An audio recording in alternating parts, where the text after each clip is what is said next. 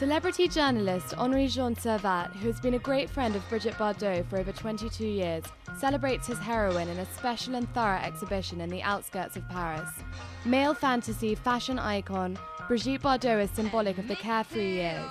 When Bardot was a little girl, around the age of 7, she wanted to be a prima ballerina. She studied classical ballet and her parents enrolled her in various ballet schools. One day, a friend of Mrs. Bardot's, who was an amateur hat maker, suggested that Brigitte have some photos taken because she was so pretty. Her parents weren't at all happy about their daughter being a model, but they agreed to it on the condition that her name was cited in all of the photos and that she wasn't paid. The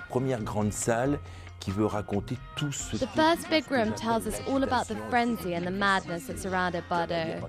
She created mass hysteria wherever she went and whatever she did.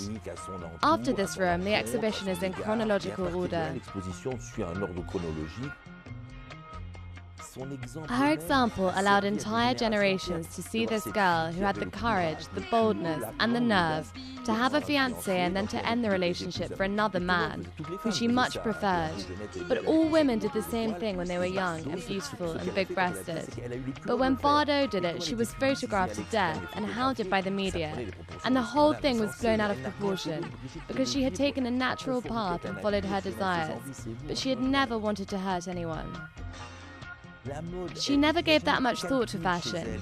She simply wore what she wanted, and she got most of her clothes from a simple shop in Saint-Tropez.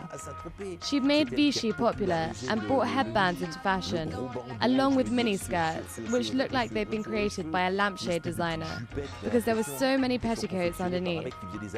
She had a simple, natural look, and she was always very relaxed in whatever she was wearing.